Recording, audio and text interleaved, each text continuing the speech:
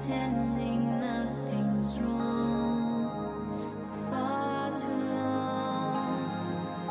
Say it out loud, like you really mean it now, 'cause this is the last time.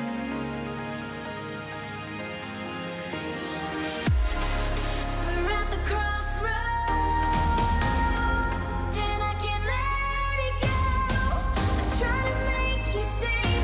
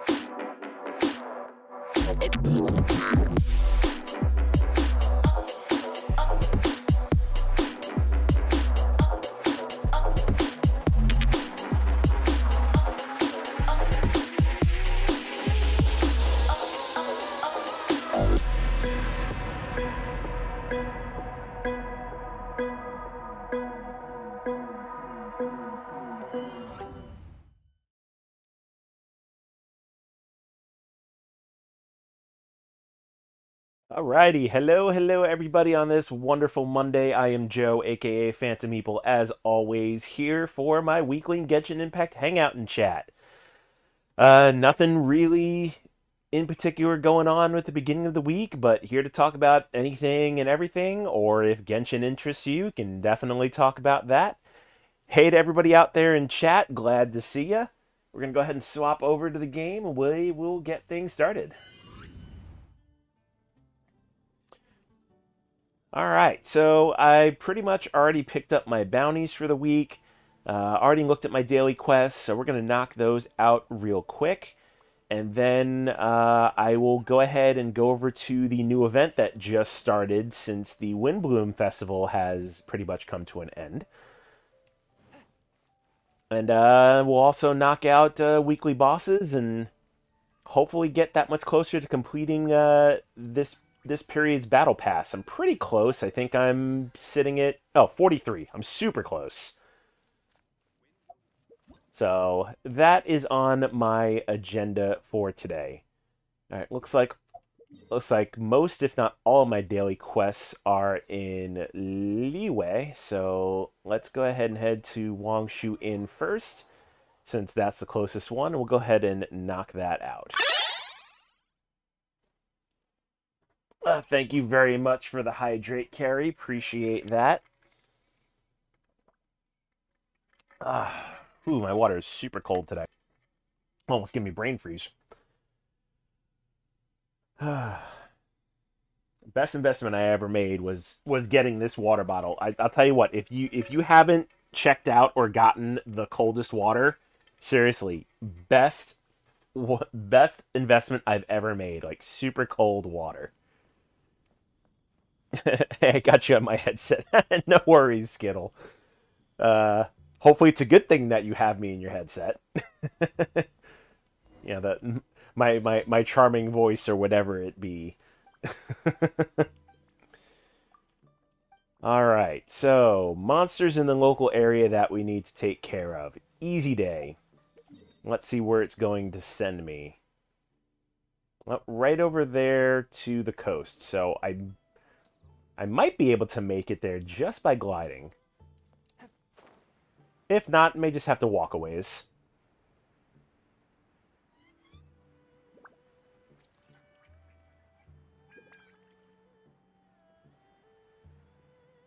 Let's see, make sure I am actually... I think it's that corner of that peninsula right over there is where I need to go.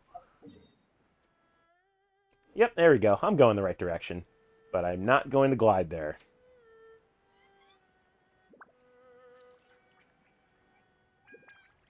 There we go. We'll have to walk the rest of the way.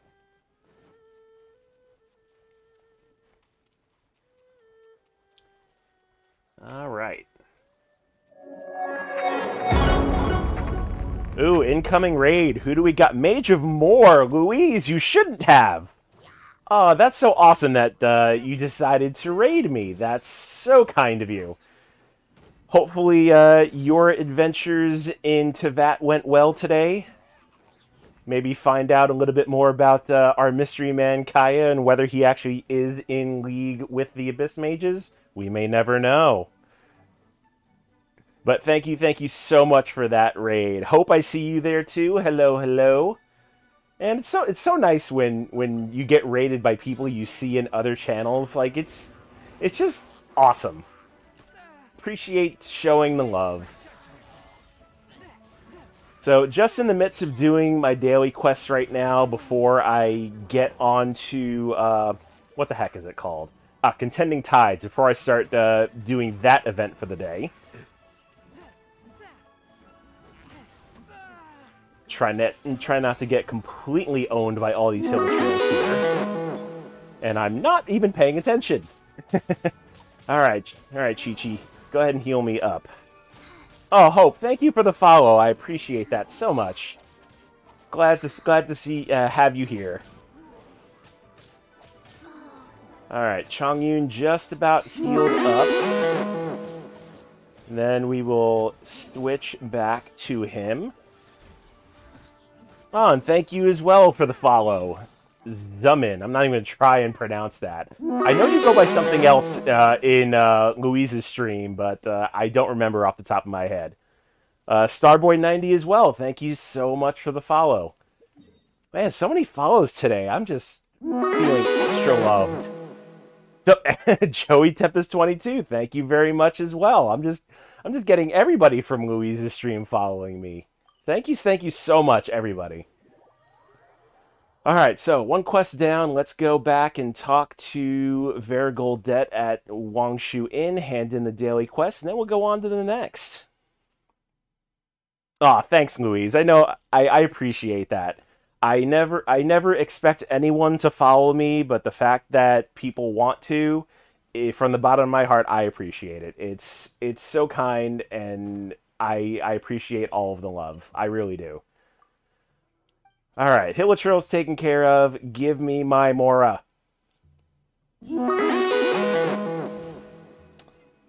All right, and Curdle32 as well for the follow. Thank you so much. You guys are fantastic. All right, let's see. Which quest do we have over here? All right, no honor among thieves. So let's go ahead and take out some treasure hunters real quick and get some easy Mora and experience. Oh, thank you, Hope. You know what? I mean, I don't like to think I deserve the world. I try to keep things humble, but you know what? Why not? I do deserve the world.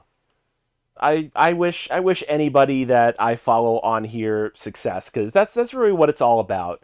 Making friends, networking, and just having a good old time while we, chat and play video games.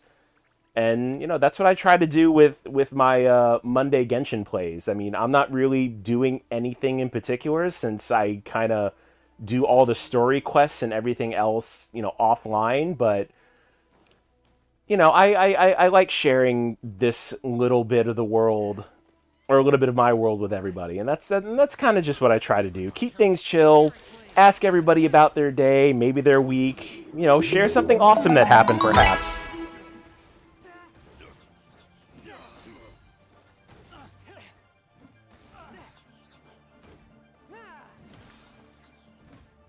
All right.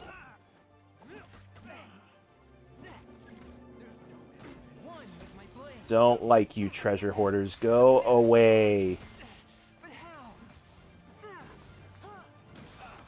I am totally not paying attention to the big guy with the shovel just blinding me willy-nilly. Alright, we're going to switch back over to Chi-Chi because Chongyun is definitely taking a little bit more damage. And we want him in tip-top shape. There we go. And this should be the last one. Perfect. On to the next task.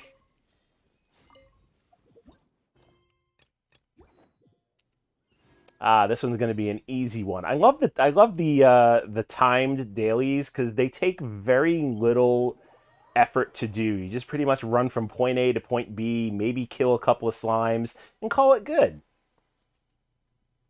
I mean, no easier way to get rewards.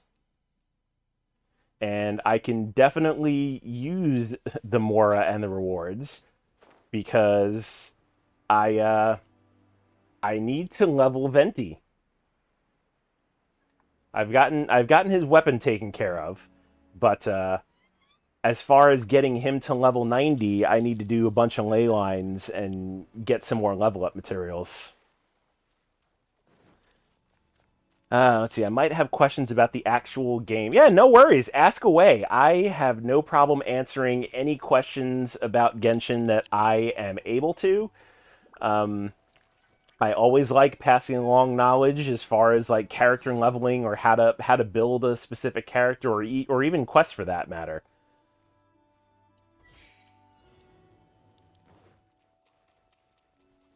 Oh my goodness, Louise, I didn't even see you subscribed. I totally must have missed the alerts. Thank you so much for that. Oh, that is so awesome. So that puts me 1 point closer to the 3rd emote slot. That is awesome. I already have it ready to go. I just need to get it unlocked. So thank you so much for that. I really appreciate it. Yeah, I hope you do enjoy my emotes. My artist actually is one of my mods, Carrie, aka Dizzyeen. She does all of my emotes. I love what she does. Her art style is fantastic, and I don't know where I would be without her art wise, as far as my emotes and like my starting soon screen. So shout out to her real quick. She's awesome. Hopefully in the next like month or two, she's going to be doing her own streams. So once she gets set up with that, I'm definitely gonna have to toss some love her way. But yeah, kudos to her. Probably one of the best artists I've known, and we've been friends for 20 plus years. So we have a history, and the fact that she does art way better than I do. Like if I were to try to draw anything, my worst stick figure is like her Picasso.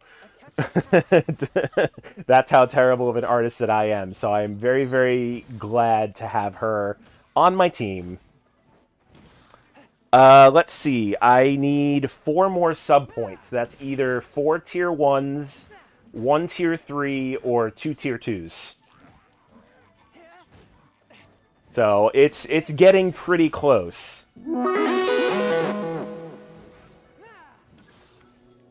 Oh, Lucy, thank you very much for the follow as well.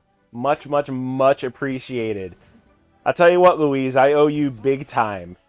Because the fact that you have brought most of your regulars to my stream and they followed me as well is more than kind. So, again, thank you so much for that. Alright. Third wave of Hilichurls. Oh, where do you think you're going? Straggler running away, trying to get away? No. That's not gonna happen. Not on my watch.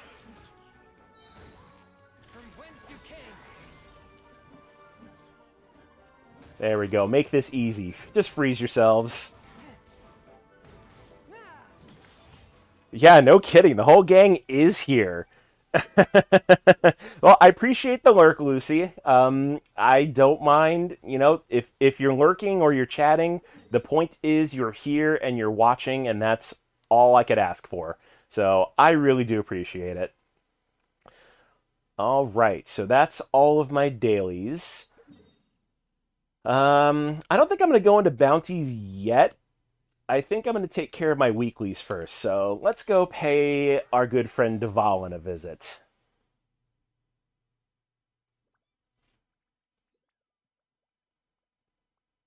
Yeah, so many people. Like I don't think I've had this many viewers at once in like the last 2 months that I've started streaming.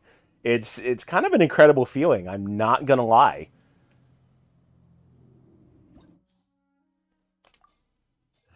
All right. So I've pretty much gotten Dvalin down to a decent enough rotation, whereas if I have Bennett Super, I can pretty much do that and get Dvalin down within 2 rotations. So I'm going to try and go for that as long as Dvalin cooperates with me. But we shall see.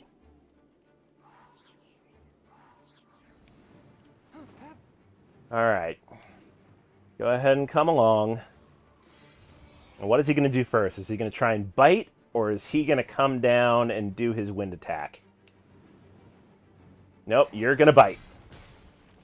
Probably because the updraft ended, so he thought he could get an easy shot in on me. Which he did. Can't fault him there. There we go. Now you come down. And let's see if we can knock out his shield real fast. Let's see. We just met Child in the game. I've been excited about getting... Oh, yeah. Child is so fantastic. Like, the only archer I had before Child was Amber, and I despise Amber to such a terrible extent. Like, I don't like her as a character, but once I got Child, he is such a fantastic archer. Like, I don't know where I'd be without him. Alright, just about half on Dvalin, so that's right where I want to be. Alright, and there's your 2 wind attacks, and then you're gonna cry because I pissed you off. I'm gonna spend every last penny I have on his banner, I can tell already. Yeah, I got super lucky when I pulled Child in the beginning. Honestly, you just need to, if you can pull off syncing up your 90 pity wishes to where you get the guaranteed 5-star. I mean, you may have to spend a little bit of money on it, but you can kind of predict if you're gonna pull the banner characters or not, and that's where I've gotten super lucky. I think the only banner character that I didn't manage to pull was Xiao, and I was kind of disappointed at that because I wanted another Animo user, especially Xiao, because he was just super badass. But you know what? I will settle for Venti. Because I did not get Venti on the first time around, so I'm really glad they put him back in the rotation.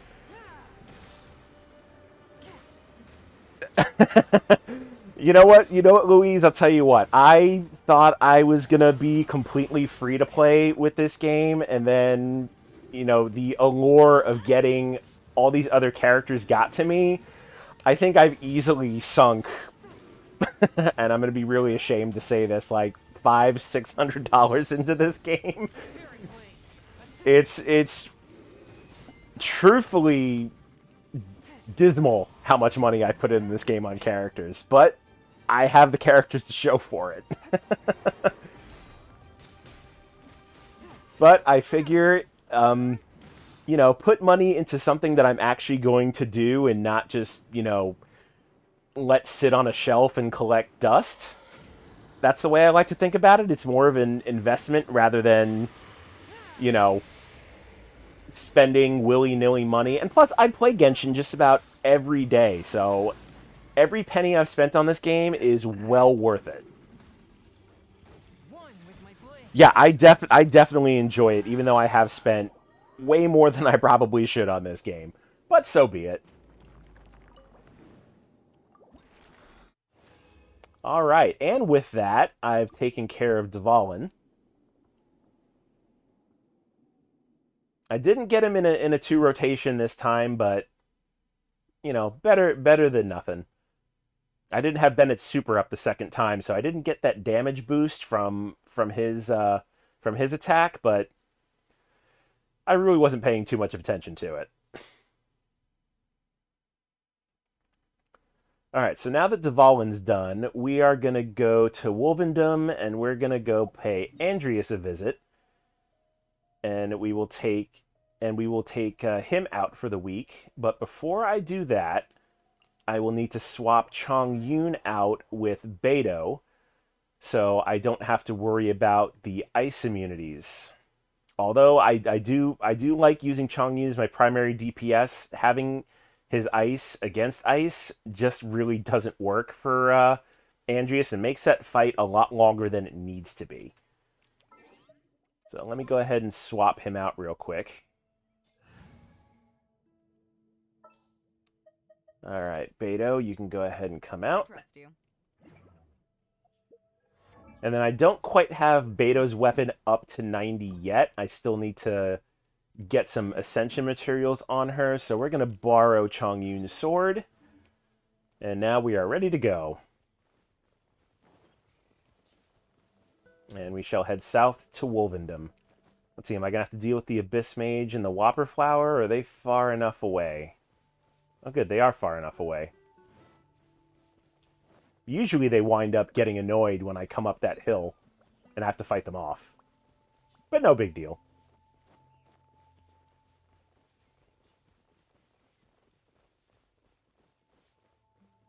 Ran myself out of stamina. Oops. Hey, DM Deshane, welcome in, good sir.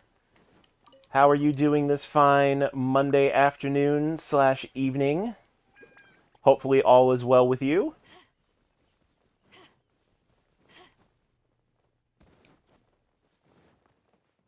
Alright, and we've made our way to Wolvendom. And let's go ahead and get this fight started. Hopefully Andreas is kind today and doesn't do too many cheesy claw attacks. but we'll find out. Not too bad at all. Thank you for asking. Hope all is well with you. Yeah, as good as it can be. I can't complain. I'm just living the dream here on Twitch, playing a little bit of Genshin, talking with my friends. I can't ask for anything better than that. Alright, Bennett, let's go ahead and take you out, because I need you to have your attack on standby, because I'm probably going to need it. Oh, come on, Andreas. Now, that was cheap. That's what I was talking about. He gets really, really cheesy with those claw attacks. Especially when he does, like, 2 or 3 in a row. Hey, no worries. Appreciate the lurk. Glad to have you in the background. And if I don't get to talk to you again this stream, I will definitely see you next time. Alright, Chi-Chi, do your thing and heal. But at least I have Bennett supercharged for when I'm going to need it in the second phase.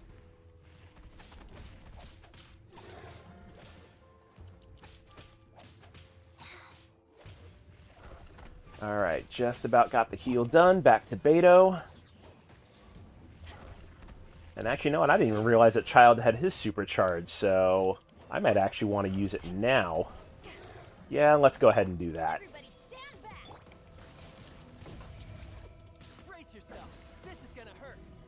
Oh, damn you, Andreas. You moved out of the way.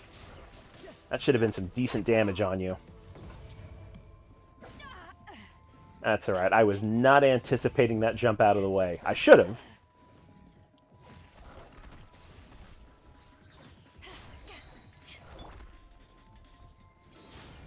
Alright, Bennett, you're going to have to charge again.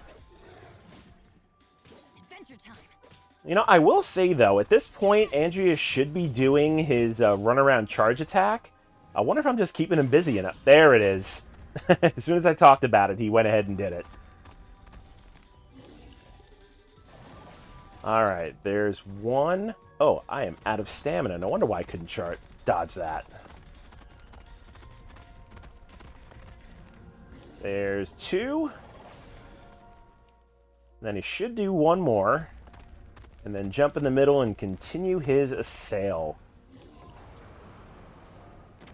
Oh, he only went with 2. Okay.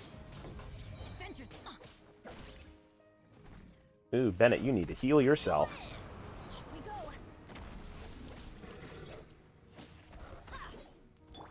Alright, let Beto grab a heal as well. Tell you what, most underrated character ever is Bennett. The fact that he can heal himself, he can DPS, and he can hold his own. So glad I leveled him to 90. Gotta get some food, but I'll drop a lurk. Have a great stream, my dude. Thank you very much, Louise. I appreciate you stopping by. And hopefully see you again sometime. I know it's late for you, so I appreciate you sticking around and dropping the raid. Oh, right into phase 2.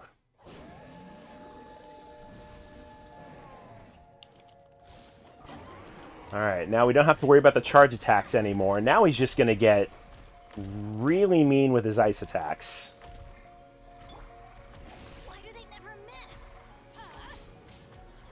Alright, Bennett, you need to charge and charge quickly. Oop, maybe not. Need to heal you first. There we go.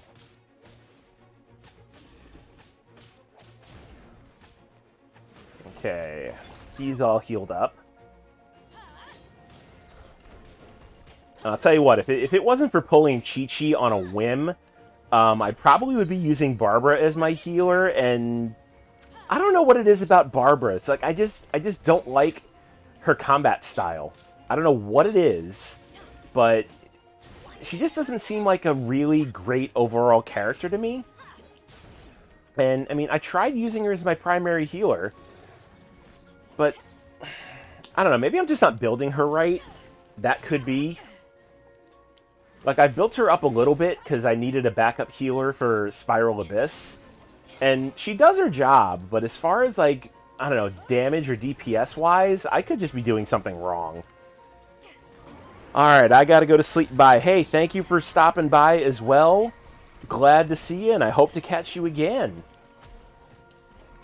All right. All right, Chi-Chi, get another round of heals. And then I think we'll pull Bennett back out, try and get the damage increase, and then let Beto finish off the job.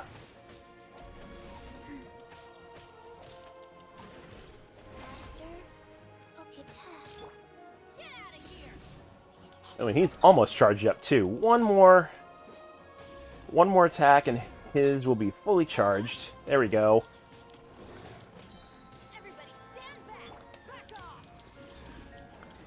There we go. There's that sweet damage increase that I need.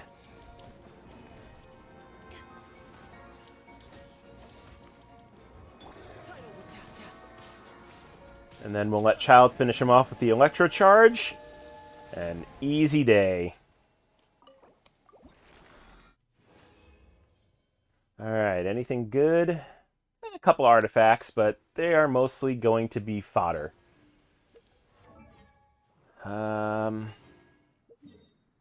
Let's see. Alright, need to top off my Primo Gems here. Or top off my resin, rather. And let's go pay our friend Child a visit.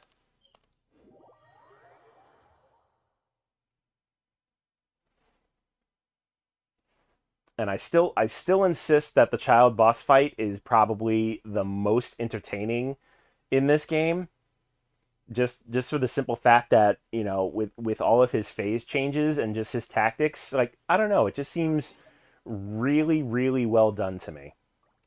But before we go in, I need to bring Chongyun back out and give him back his sword. So let's do that.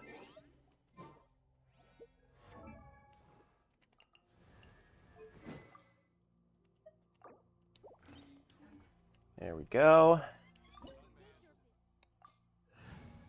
And in we go.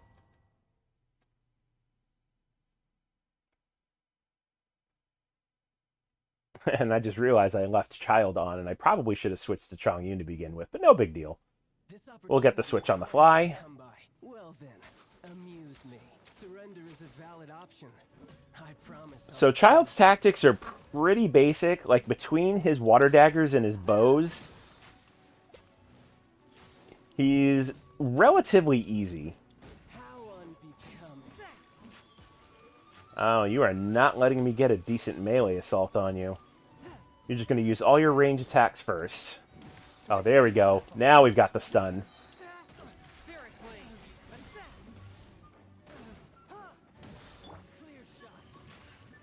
Oop, gotta get out of that. That dolphin attack really hurts if it lands on you. Like, if you don't have a decent level of your characters, it's almost a one-shot.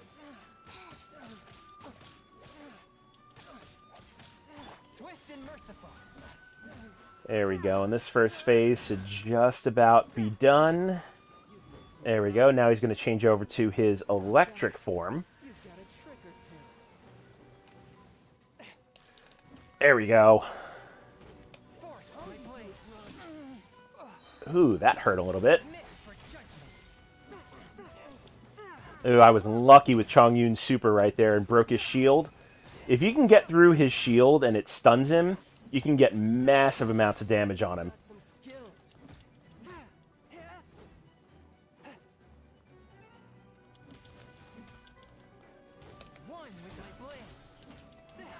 Ooh, again with a stun. Super lucky. Normally I don't get this many stuns on him. Alright, go ahead and change over to your next phase.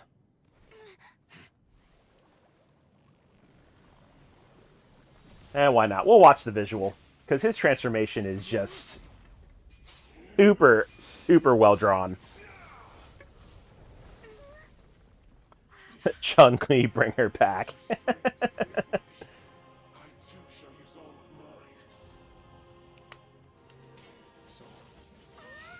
Yes, so epic.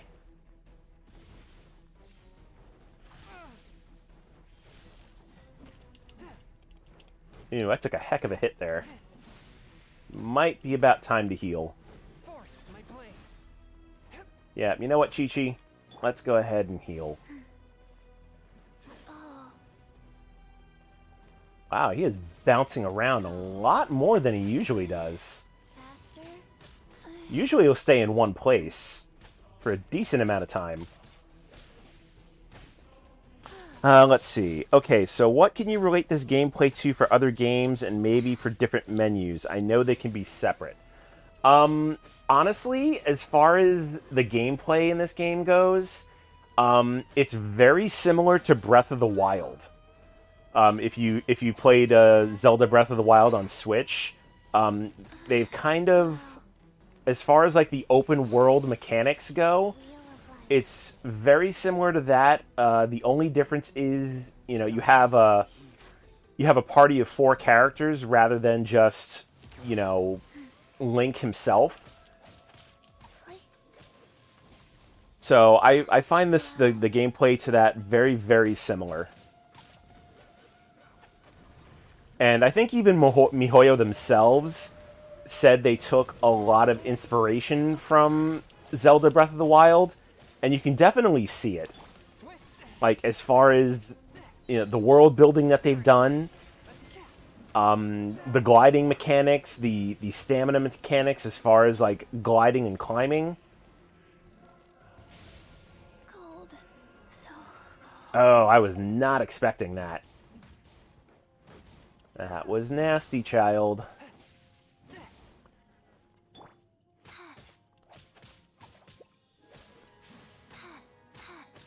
fast. That's alright. Luckily, Chi-Chi heals herself pretty quickly. Oh, I don't have a Switch. Okay, then... Dude, what other game could I... What other game could I compare this to? Let me think. I'm trying to think of any other, like... Well, what other, like, open world games have you played, Skittle? So, like, off the top of my head, as far as, like, open world adventure games, kind of like, Horizon Zero Dawn. That was on PS4. Dude, have I not really played that many open world games? Maybe almost even like an MMO, almost. Like, World of Warcraft, almost. Or maybe even like Final Fantasy 15. It kind of has that, like, action-oriented gameplay. Everyone always relates to Breath of the Wild for many games. Yeah, I mean, when Breath of the Wild came out, it was just kind of, you know, it was super out of formula for what Nintendo did with Zelda games. Up until that time, it was pretty much, you know, extremely linear. Like, you go to one dungeon, you get an item, you go to the next dungeon, you use that item, so on and so forth. So when they kind of broke the mold with Breath of the Wild, it kind of changed the formula for a lot of open world games as far as, you know, doing what you want at any particular time. The fact that you could do any one of the 4 divine beasts in any order, or you didn't have to do them at all. Like, you could go, you know, wearing basic armor, a really crappy sword, and 3 hearts, and go fight Ganon right off the bat. Like, that Breath of the Wild just gave you that kind of freedom was really fantastic. And I think most open world RPG games is kind of lives up to that formula now. Damn it, everything you named is nothing I played. All right, well, you know what? You tell me. What kind of, like, open world, like, RPG type games have you played?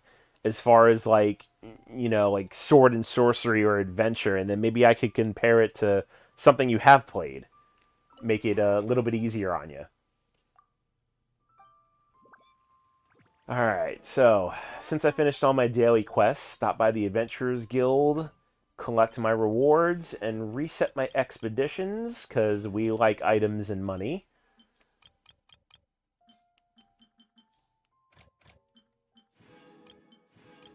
And also, since it's a new week, I have cooking and forging to do.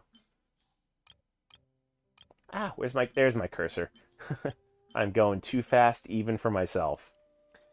Let's see. I played old golden cartridge Zelda for Nintendo on SNES when I had an SNES. Then I went to PlayStation 1.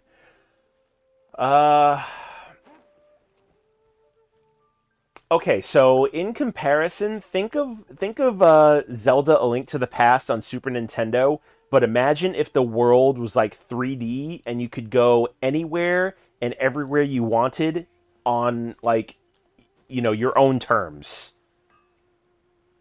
And I think that's kind of what this game is. You kind of just grab a quest, go to one spot, do one thing, and then move on. Alright, so all that forging is going to take a couple of minutes, so we will come back to when all that is done. Well, what did you have on PS1, or what have you played rather?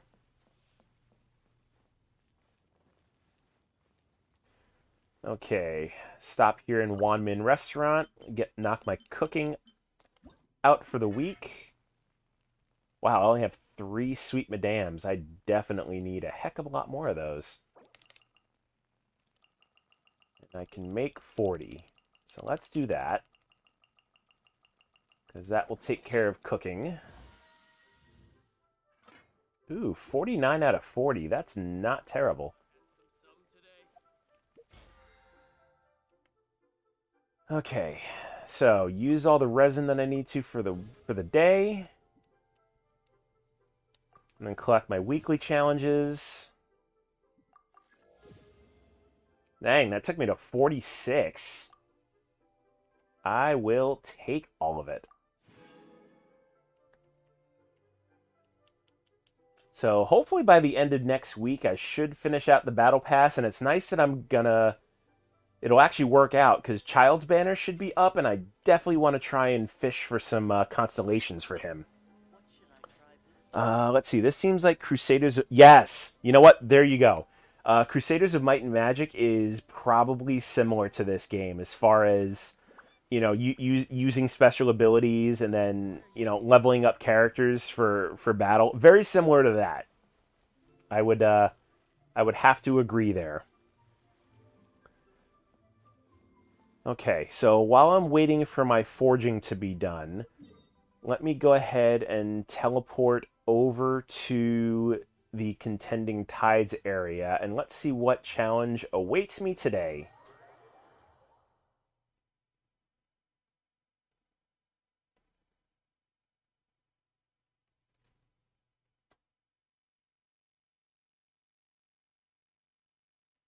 Come on, loading screen, you can do it.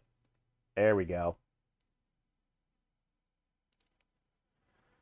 Okay, so let me take a look at the challenge first before I go in. So, Battle of an Epic. Mighty ancient warriors shall do battle with the rising star known as the Traveler. Normal and charge attacks that hit frozen opponents. Ah, perfect. So, between Chongyun and Child, I should be golden here.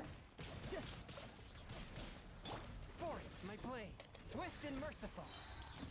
Submit for judgment. And let's see, and I only need to defeat 5 of them?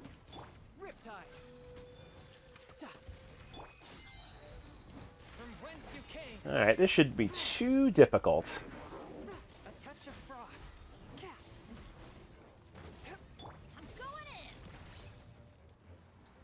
I'm glad I got that heal out in time.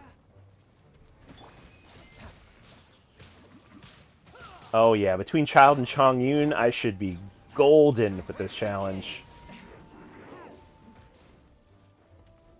Oh, not when they do that arm thing, though. Because that's just less time I have to attack them.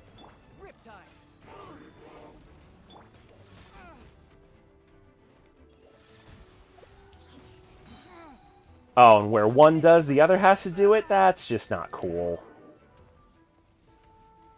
Oh, come on.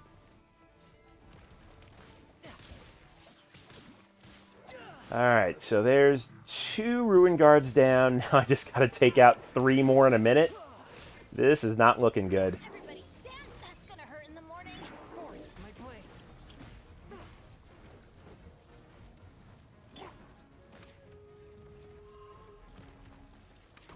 Oh, and I don't have his water daggers up. Dang it. Let's see. I also play a lot of Skyrim and love Fallout New Vegas. Okay, so there you go. So Skyrim.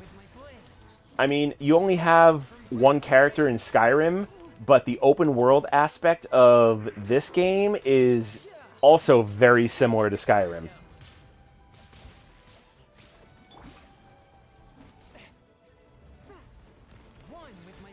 Alright, I think I may have to try this on a lower difficulty, because doing this on extreme, I'm just not getting the DPS output that I need to take out 5 Ruin Guardians at level 95. It's just not happening. So what I think I'm going to need to do, actually, is I may have to do a different approach. Instead of using the frost bonus, I'm going to use a little tactic that I like to use, where if I alternate electric and fire and overwhelm them with overloads, that might actually be a way better strategy than just trying to use the frost bonus. So we're going to go with that.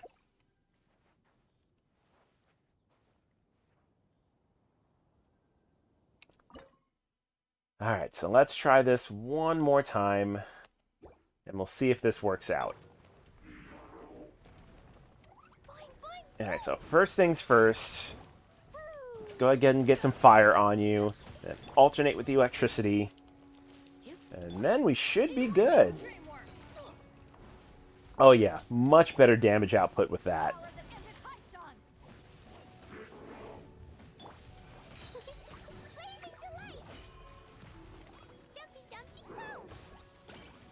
Oh yeah. Way better. 20 seconds in and they're already at half-life. So I think this strategy might work out a lot better than trying to use the freeze.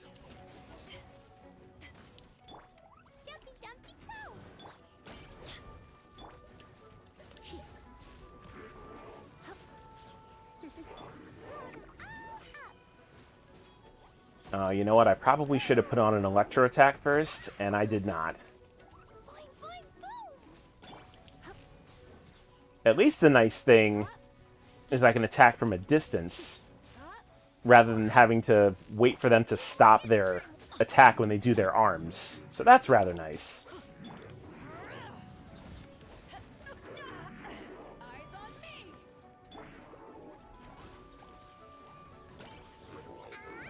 Alright, 2 down, 40 seconds to go. Ah! That was disappointing.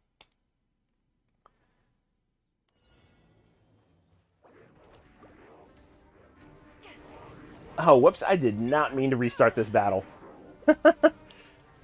Oh, I'm totally not prepared. I didn't heal.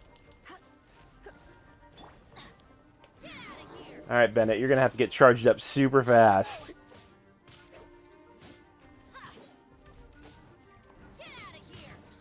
Because I need healing desperately. There we go.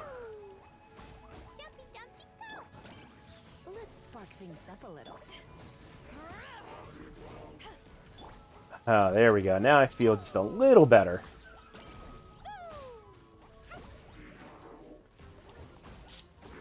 There we go. All that sweet electro damage.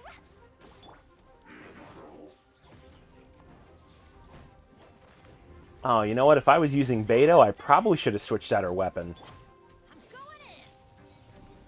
Hopefully that won't make too much of a difference.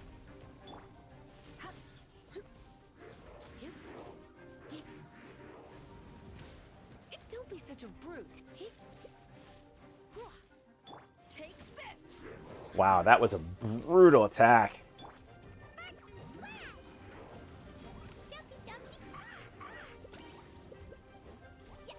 Good thing I healed up Klee there really quickly.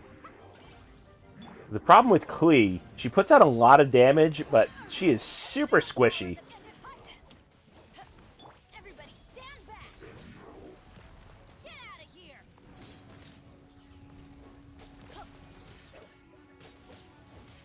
And I have not even taken down a single one yet. I'm wondering if I can even finish this one on extreme difficulty. I may just not have the damage output. It seems more like a Valheim game. I've not played, but I've seen... Yeah, I haven't played Valheim either, but I've heard about it.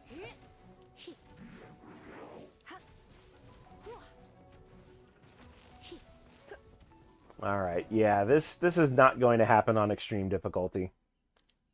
I think we're going to have to bump down to hard and settle for that.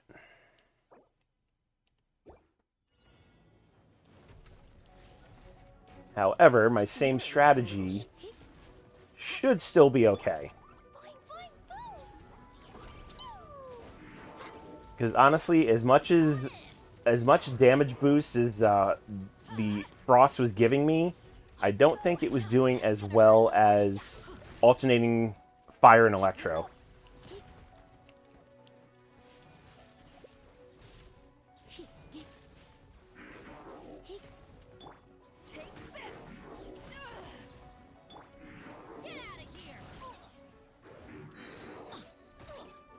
Come on. Only thing I hate about these Ruined Guardians, they do that arm attack, and then you just can't even get close to them.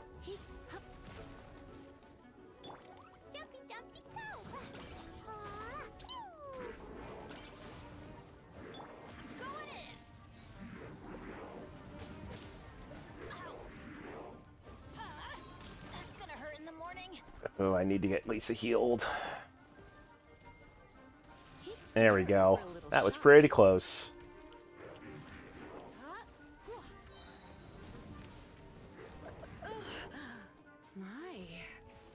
There we go. That's what I wanted. Lisa's super is definitely a help when trying to use this overloaded strategy.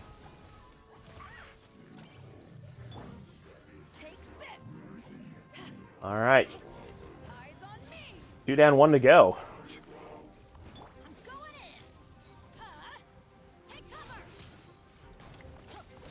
And at least on hard, you only have to take down 3. But taking down 5 at level 95, that's going to be... That's a challenge I'm probably going to have to try and attempt off-stream.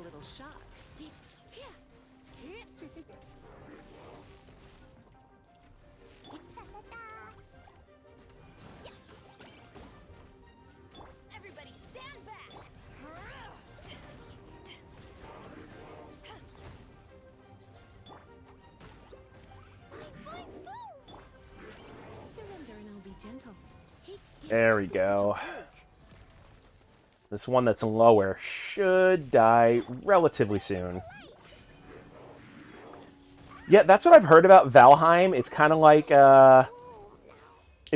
if Skyrim and Minecraft had a baby almost. That's kind of what I've heard the gameplay described as. Because you can like build a house, but you can also go out and explore and do like quests and stuff. So that's pretty much what I've heard about Valheim.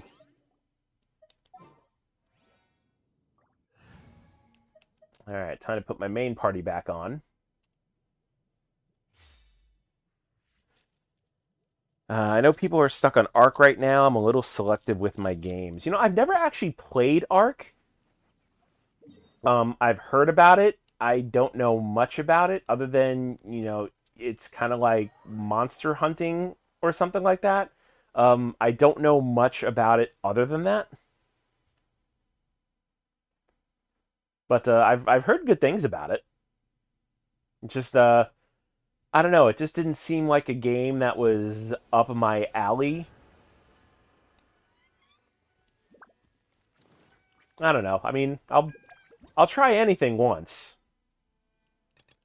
Oh yeah, right. I still have I still have bounty quests to do.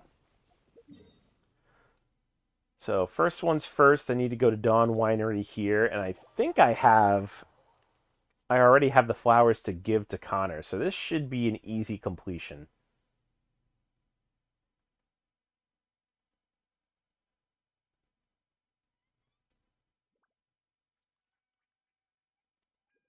All right, come on, you can do it. There we go.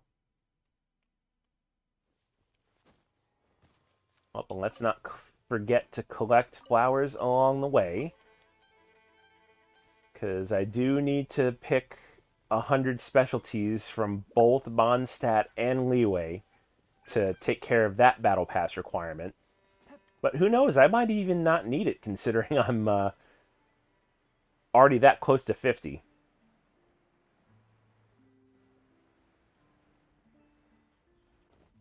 Alright, Connor, where are you hiding?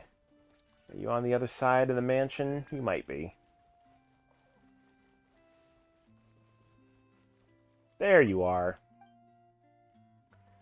Nope, I'm here because you need flaming flower stamens. And oh yeah, I've got 84 of them.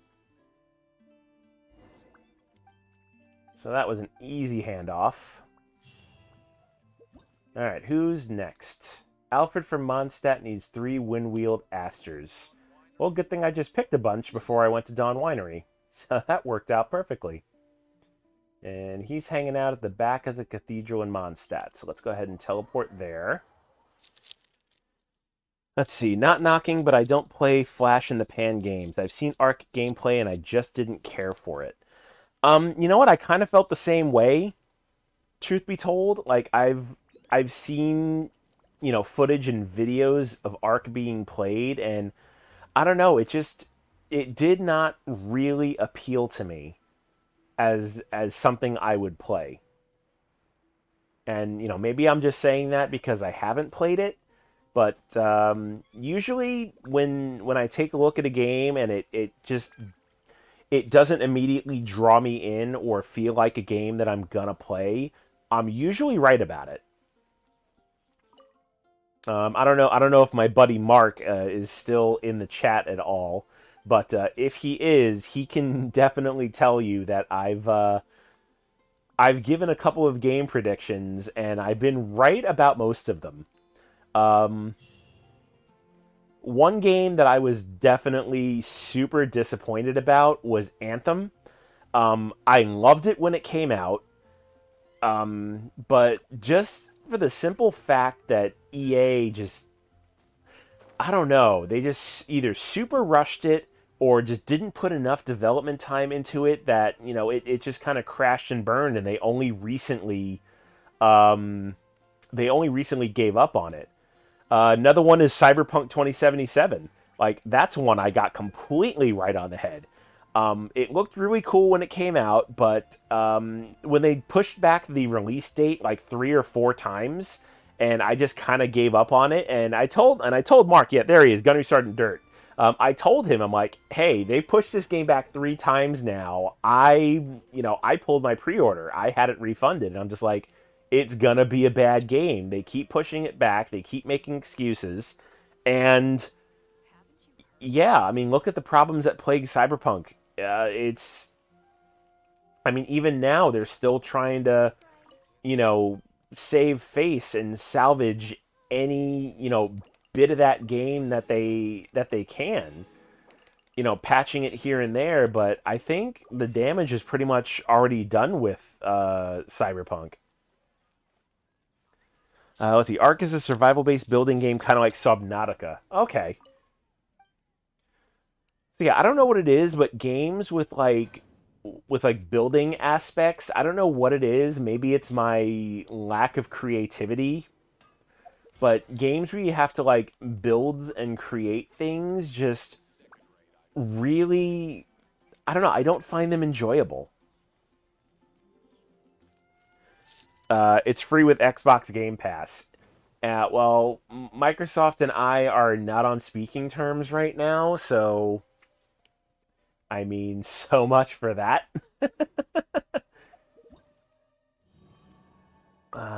Let's see. Did I finish all of... Nope. There is one more bounty quest to do. So we will head down just southeast of Springvale, hand off the 2 stakes to Manly Jack, and we'll be done. See, I got confused between Anthem, Apex Legends, and something I already played. It seemed like all the same gameplay, all robot something, a bit different to differentiate. Yeah, I mean, Anthem, for lack of a better term, it was kind of, third person, armored run and gun gameplay, a looter shooter almost, kind of like Borderlands. But it just didn't have the same appeal, and it totally could have if they would have put some decent development into the game. Apex Legends, I think, is more along the lines of like a competitive arena shooter, kind of like Fortnite or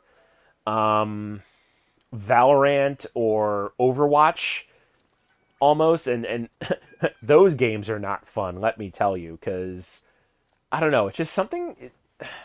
I don't know if it's just that competitive type of game where, that with the online shooters, but just people just seem to be really nasty if you're just starting out and you don't know how to play, and it just turned me off from playing any kind of those, like first person competitive shooter games. I really like Outriders. Yeah, so I did pick up Outriders because I played that. Actually, at Mark's suggestion, I picked up the demo last month, and it wound up being really, really good.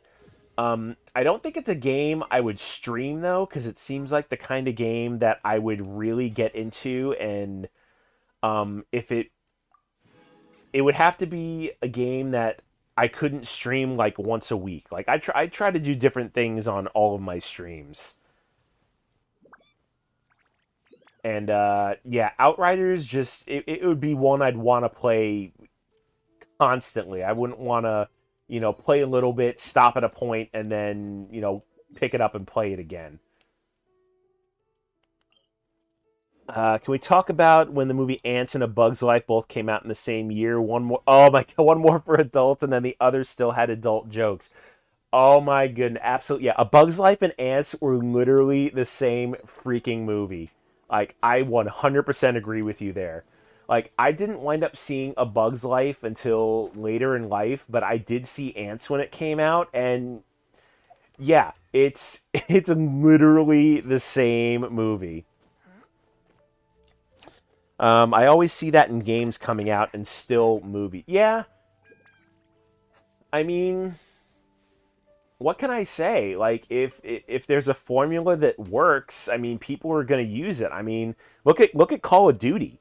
Look at how many Call of Duty games there have been, or sports games for that matter. They come out with a new sports game, football, hockey, baseball every year, and they only tweak like one thing, but they still make millions of dollars every year, and that's because people buy into it.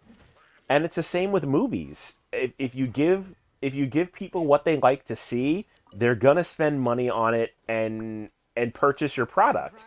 And if that means, reusing, plot points or stories of a movie or even a TV show, it's gonna sell. So, I mean, I can't really blame, games and movies for reusing like plot points and mechanics if it works.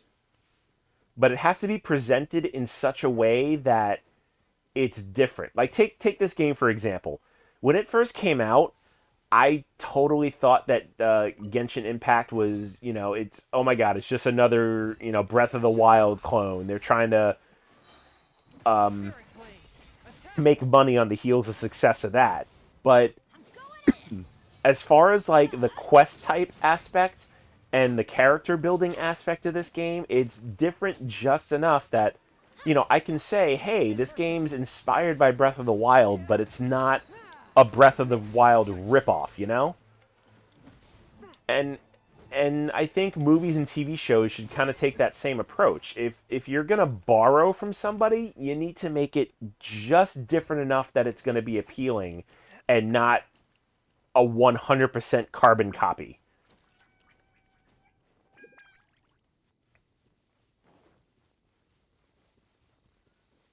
You know what? I'm doing this bounty, and I didn't even look what the stipulations were, so I'm going to be in big trouble if this thing is immune to cryo attacks. Alright, good. It's not immune to ice, so that helps out. Let's see. Also, prompting Willy's Wonderland. It was terrible, but I loved it, but better than some movies that are garbage. You know, I feel the same way. There are plenty of movies out there that I think are some people think are absolute garbage, but, I love. Like, let me think of one off the top of my head. You know what? I watched it recently with, Krull. There you go. That's a good one. Krull is absolute garbage. Like, watching that movie by itself will put you to sleep. But it's just one of those movies that, you come back to, and it's so bad that it's good. Yes, 80s Krull. And I'll tell you what, Skittle, if you have not watched Krull with the riff tracks accompaniment, you are missing out on probably one of the funniest experiences you will ever see in your life. So if you don't know what riff tracks is, some of the guys who originally did Mystery Science Theater 3000, once that show went off the air in like early 2000s, started up their own company called Riff Tracks, and they basically riff a movie kind of like they did in MST3K, but they do it with more modern stuff. And last year they came out with their riff tracks for Krull, and it is so not last year, it was like 2 years ago they came out with it, and it makes Krull 1,000 times better. Like, it's still a shitty movie, but having, a bunch of guys making jokes about it makes it so that much more watchable. Dune, Masters of the Universe. Now, there's a complete shit movie, but I will watch any day of the week because it is so fantastic. I will say, though, the only problem I have with Masters of the Universe, it is still so hard to get through Skeletor's, 30-minute speech. Like, it's so sad that a quarter of the movie is just Skeletor walking back and forth in his throne room, screaming about how, he wants to kill He-Man. So bad. Let's talk about Dolph Lundgren. Yeah, let's talk about Dolph Lundgren. Between, He-Man, Ivan Drago, and Rocky IV. Let me see, he had that random part in The Expendables 3 where he was... I don't remember if he was, the bad guy or if he was somebody that Sylvester Stallone had recruited. Yeah, Dolph Lundgren is such an 80s treasure, isn't he? If he dies, he dies. Exactly. Oh, that's so fantastic. Strange Brew. That's another great movie. You're talking about the... who was in that movie? Dave Thomas and Rick Moranis? Is that what you're talking about, Strange Brew? I think I might have the right movie. Let's see. Invulnerable to Hydro, Invulnerable to Animo. Okay, good. We're good here. Helps if I read the bounty first.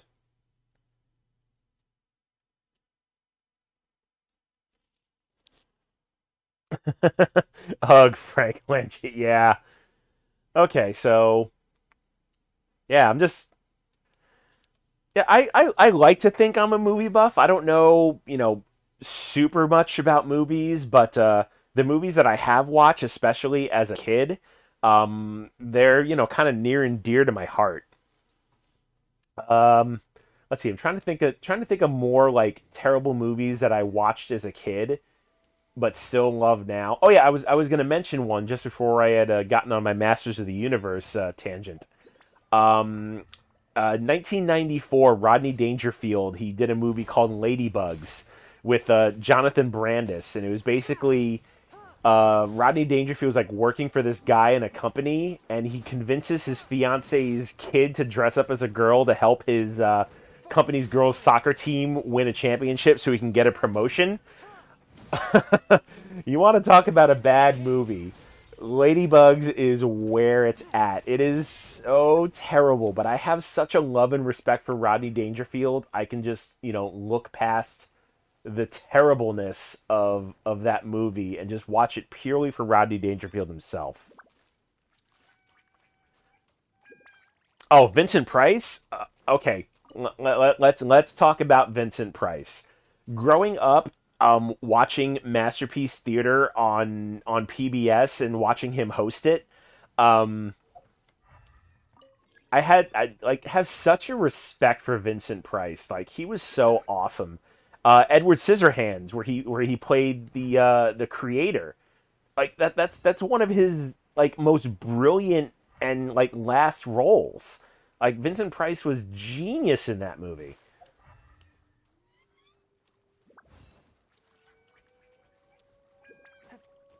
Danny Kaye, yeah, Fright Night, yeah.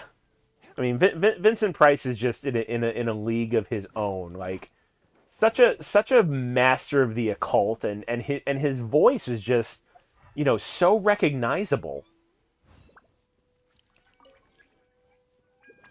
Like, I mean, it's surprising. Like, even people today, you could mention Vincent Price, and they know who you're talking about. Like, he had like that much of an effect on Hollywood and film. Let's see, is that my bounty mark? That is my bounty mark. Swift and merciful.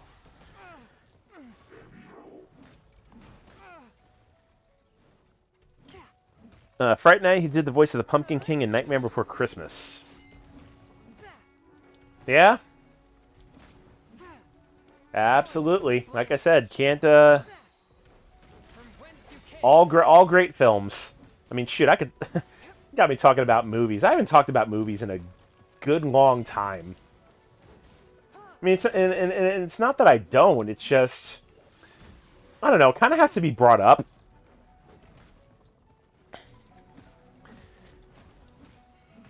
Oh, you know what? That's right. Vincent Price did die during Edward Scissorhands, and I think that's why they had to, wind up killing off the creator. Because yeah, he had died in mid-production, didn't he? Now that I'm really thinking about it.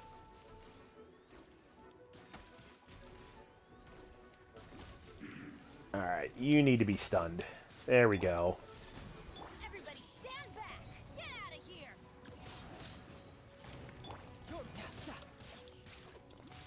Brace yourself. Oh, what am I doing? He's immune to Hydro.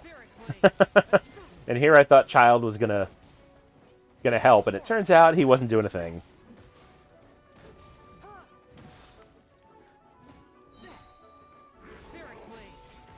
Did you see Vincent after the VHS of Nightmare Before Christmas? He narrated. Yeah. That's right, he did narrate that. Swift and merciful.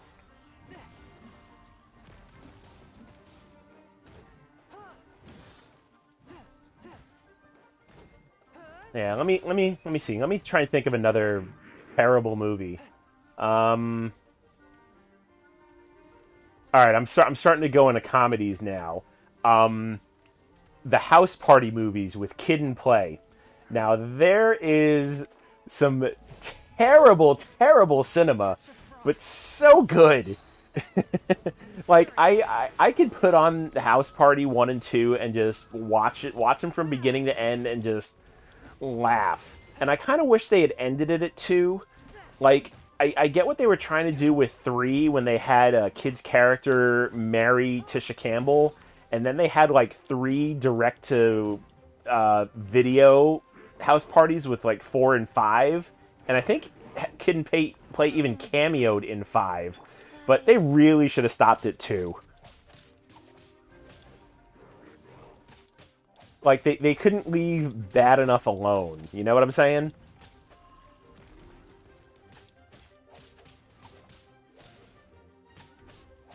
Alright, so this Ruin Guard is almost done. And then I will have one more bounty to do after that. And I think after that I can call it a stream. Alright. Easy day with that one. So let me go ahead, head into Mondstadt, grab the third bounty quest, and hopefully it is easy. Oh, Mark, you got to bring up Disorderlies with the Fat Boys. Yes. Yes. Another terrible, terrible movie of the mid-90s, but so hysterically funny. Like, the Fat Boys didn't get enough credit for that movie. Like, they were so good. Like, I thought they were hysterical. And just the premise of the movie that, you know, they basically, you know, fake themselves into the whole orderly job just to, you know, get paid. But then they, oh, what was the, I don't remember the actor's name, but the character name, I think it was like Mr. Dennison or something like that. But, you know, they like wind up taking him off his pills because they were like making him a vegetable and slowly killing him so Mr. Dennison's son can, like, inherit his fortune. But then he gets off the pills, the Fat Boys take him, like, out on the town, out to a club, and he winds up, like, picking up this, like, 30-year-old girlfriend, and he's, like, the 70-year-old rich dude and marries her at the end of the movie. What a terrible premise for a freaking movie. So good, though. Alright, and question to anyone. Did you see the stop-start motion of the Periwig Maker? It had Kenneth Branagh, and then it was the plague, about the plague shortly after Vincent. I don't think I've seen that one. Alright, next bounty up here at Stormbearer Point, so let's go ahead and teleport there.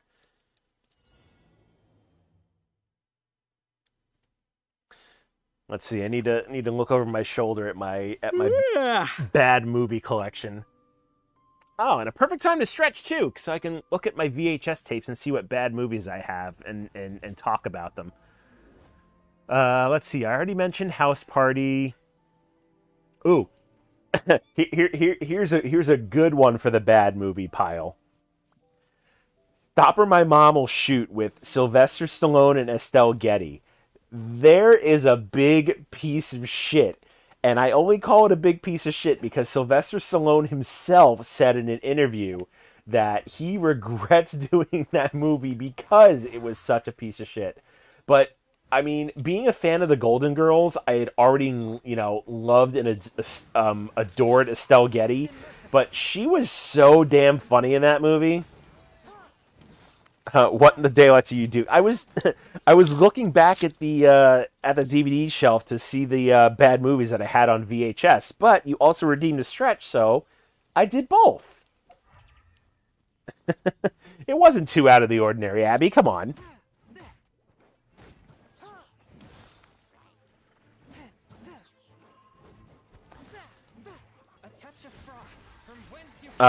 Okay, I'm hoping the rest of your sentence just got cut off, Mark.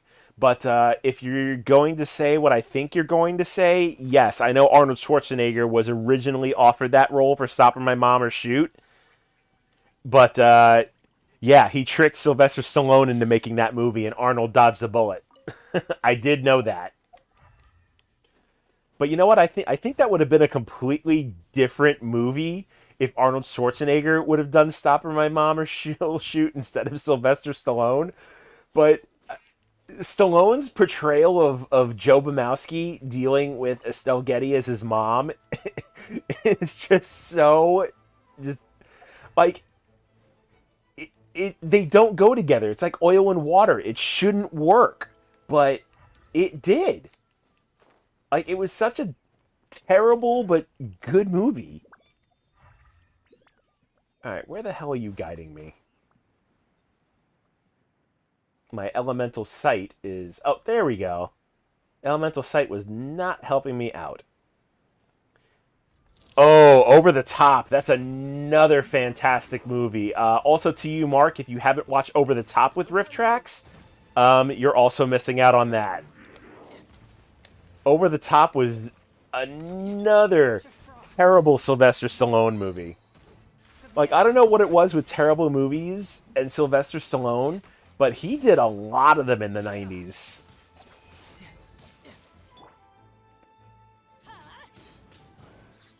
You know what? I think this thing is immune to cryo and hydro, so this is going to be up to Bennett. Which is fine by me. You know what? You know what, Skittle? I've not actually watched Judge Dredd. I cannot bring myself to do it. Like, I've seen like a clip of it, and it was enough to turn me off from ever wanting to watch that movie. And I know they remade it a couple years ago, but I don't know if that made the story any better. Oh God, Demolition Man. What? Wesley Snipes and Sylvester Stallone, if I'm remembering my movies right. That one wasn't actually terrible, but it wasn't great. The remake was based on the comic. Okay, so it wasn't the terrible piece of crap that Sylvester Stallone did in the 90s.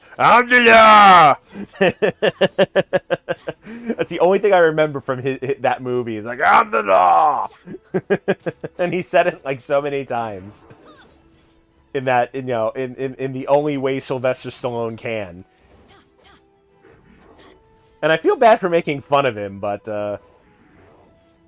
having partial, I think it's what, Bell's palsy or cerebral palsy he has. The reason why he has that, signature like slur to his words.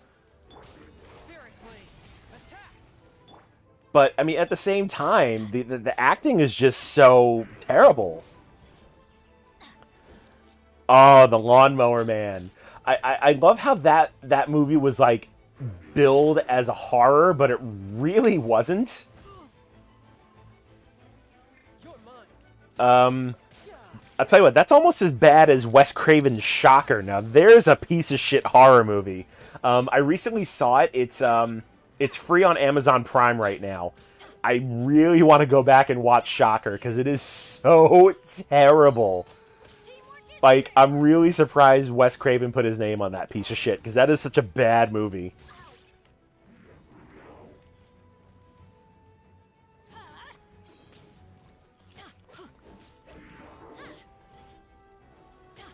Alright, Bennett, you need to finish off this Ruin Hunter. Just about there. It sucks I can't use water and ice, because that's like 3/4 of my party. Oh, yeah, well, Michael J. Fox has an excuse now. Parkinson's will do that to you. But, I mean, Sylvester Stallone, was living with his condition his entire life. And again, not making fun of him, but, just basically trying to explain, like, that's where that whole, slur came from. Wishmaster is bad, a whole series, but is better than a lot of slasher films. I haven't actually watched any of the Wishmaster movies. I've heard of them, but haven't actually watched them. Because that was Wes Craven too, wasn't it?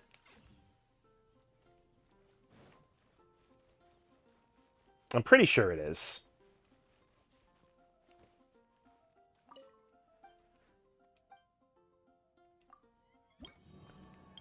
Alright, hand in my last bounty. And then let's see. Did I wind up getting to... Oh, I'm almost at 40 resin. You know what? I'm going to go ahead and spend the rest of my resin and get some level up materials for Venti, and then we'll call it good because I won't have much more to do today. Hellraiser was better than Halloween and Friday the 13th. You know what? I agree with you there. Although Hellraiser wound up becoming more of a cult classic, whereas like Halloween, Friday the 13th, and Nightmare on Elm Street got more of like a mainstream following. But Hellraiser is definitely overlooked in the horror genre. Absolutely. It reminded me of Silent Hill and the stories, how they didn't necessarily tie together. Yeah. Silent Hill. Now there's a fantastic game series. Now don't get me wrong. I played Resident Evil first, and I came into Silent Hill a lot later in life, and I kind of wish I hadn't. But they really need to make some new Silent Hill games. Like, I know it was talked about almost in like the middle of the PS4's life cycle when they came out with that. Oh, what the hell was that tech demo called? God, it's escaping me. But I still have it installed on my PlayStation Pro, my PS4 Pro. I think it was like PD or something like, yeah, PT, playable trailer. And that was supposed to be, you know, for all intents and purposes, Silent Hill 5 with Norman Reedus playing the main character, and Guillermo del Toro also working on it. And then Konami just kind of put the kibosh on it. And I was so disappointed because, I mean, just playing through PT, just the, you know, the psychological puzzles and the way they had presented the game for, yeah, Silent Hills, what it was supposed to be, like, it was so well done. And then for them to just, you know, can the entire thing, super disappointed. And then Silent Hill just kind of went off the radar after that. I think that was also around the same time that Konami was also cutting ties with Hideo Kojima and, you know, Metal Gear Solid. And it was just so disappointing. Like, they could have had a hit on their hands, but, you know, Konami being Konami, they decided that they didn't want to do it.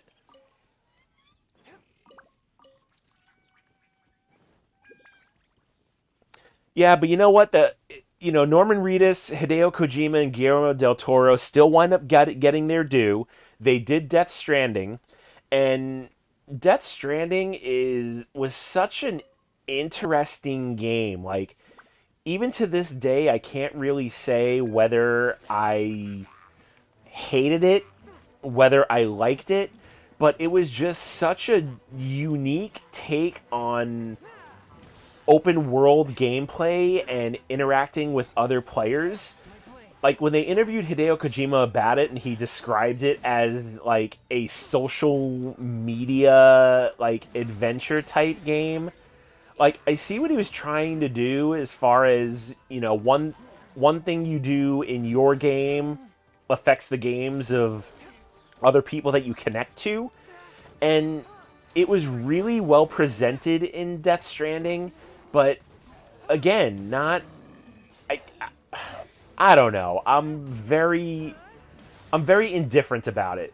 But I mean, I will say Norman Reedus, Hideo Kojima, and Guillermo del Toro did a fantastic job on the game as far as, like, their characters within and, you know, the direction of Hideo Kojima, but I don't know. That's my rant on Death Stranding.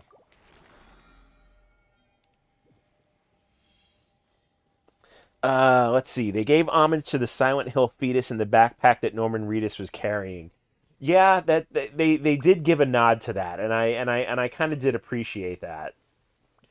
And truthfully, the only reason why I even remotely was interested in Death Stranding was purely for Hideo Kojima and Norman Reedus and Guillermo del Toro, because I think their Silent Hills game would have been amazing had, you know, had they be able to do it. But I mean, Death Stranding was, you know, Hideo Kojima's first title under his own studio, kind of just, you know, giving the finger to Konami and be like, hey, I can create games without you. And, you know, I think he did a fantastic job, and it didn't sell that terribly. Apart from something for the PS5 demo, that one game where they Easter egg dropped every PlayStation game. Yeah. Yeah, absolutely.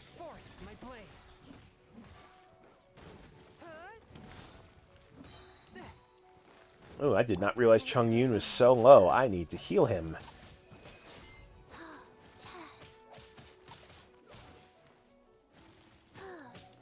There we go.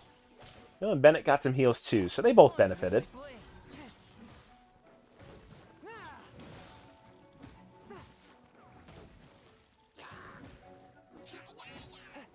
Oh, and following with an Abyss Mage. But I've got water for you. So, easy work of you there.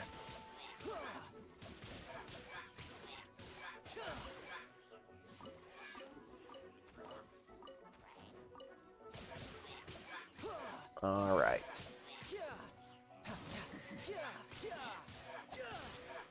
Alright, so I think after I finish this ley line, I'm going to see where I sit with level up materials.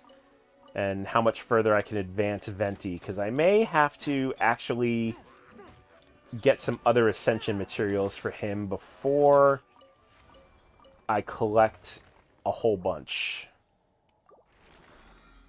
So let's see. Where is Venti sitting at? Let's see, let's see if this actually gets him to 50. Oh, and it does. And then, do I have the Ascension? Ooh, I do have the Ascension materials for him. Alright, so I'm going to level him a lot more than I thought I was going to today.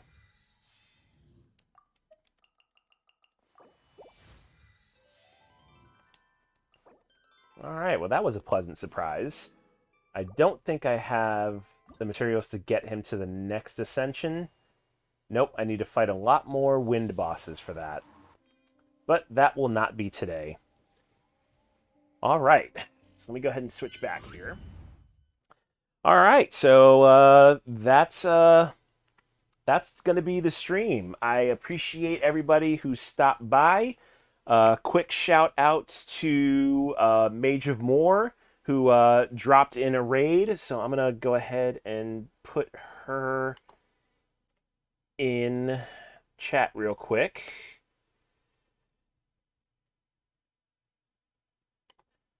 So she is also a variety streamer. She does a lot of Genshin Impact, World of Warcraft, and other random games. I've watched her for about a month, streamer out of the UK.